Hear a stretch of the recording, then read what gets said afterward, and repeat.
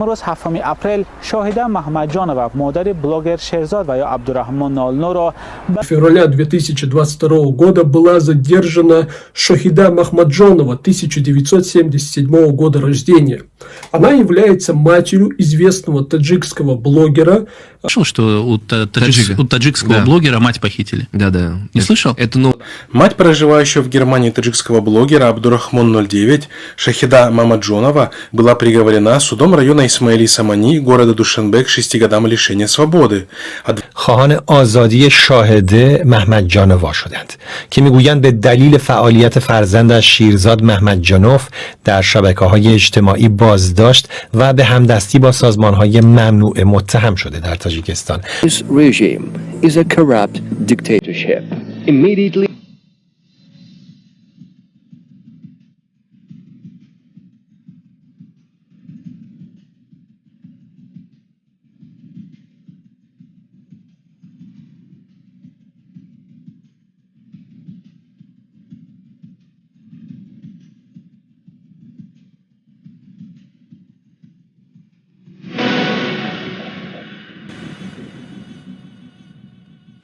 بعد از زندان کردن این مادر با تمام مسئولیت میگیم که اکنون در تاجیکستان نه عدالت است، نه انسانیت است، نه آدمگری است، نه رهبری عادل و سالم و جوانمرد و انسان داریم.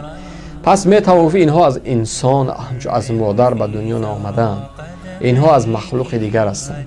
اینها شاید از کدام کرکدیل هستند، وحشی، از سگ‌های وحشی به دنیا آمدن، از چیز دیگر به دنیا آمدن که یک زن اگر واقعا میگن که شما 2 کامنت در زیر 2 نوار کرده است، اگر به خاطر نوشتن 2 کامنت اگر این زن زندان شود، به خاطر چند میلیون ها سامانی اون جوانی که در جلسه رحمانوف بلند کردی شهباز او را که خودت از دادگاه آزادش کردی، گفتی میخوای که جوانی وگرنه فلانو میکنه زندان میکنه. مگر به خاطر نوشتن 2 تا کامنت که ما میگیم آزادی جمهوری تاجیکستان دولتی صاحب استقلال، آزادی بیان، انسانیت، فلان بهمدان، این و آن، اگر چنین دعوا داریم، پس ما برای شما یک چند ماده را میخونم. ببینید، ماده 1: جمهوری تاجیکستان دولتی صاحب اختیار، دموکراسی، حقوق بنیاد، دنیوی و یگانه می باشد. تاجیکستان دولت اجتماعی بوده، برای هر یک انسان شرایط زندگی ارزنده و انکشاف آزاد را فراهم می کند. جمهوری تاجیکستان با هم معناست. انسان حقوق و ماده 5: انسان حقوق و آزادی های آن ارزش عالی می باشد. حیات، قدر، ناموس و دیگر حقوق های فرد انسان دخل ناپذیر است. حقوق آزادی های انسان و شهروند را دولت اعتراف، رعایت و حفظ می نماید. هر یک حق زندگی را دارد. هیچ کس از حیات محروم کردن نمیتواند با استثنای حکم سود برای جنایت‌های مخصوصاً وزبین. دخل ناپذیر شخص را دولت کفالت می‌دهد. با هیچ کس شکنجه، جزا و مناسبت‌های غیر انسانی روا دیده نمی‌شود.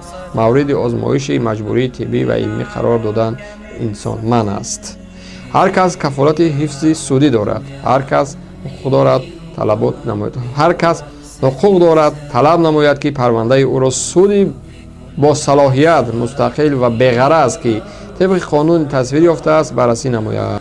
این ماده هایی که میبینید دوستان عزیز در مقامات در پاکت‌های جنرالی ذکر شده است، یعنی که در هم پاکت‌های یک پاکت در همونجا ذکر شده است.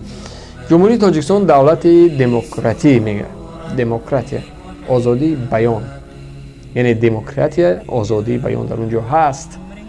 یک نفر برای قبول نداشتن یک رئیس میبره اعتراض میکنه. یک نفر برای خوب بودن یک رئیس میبره احسنش میگه.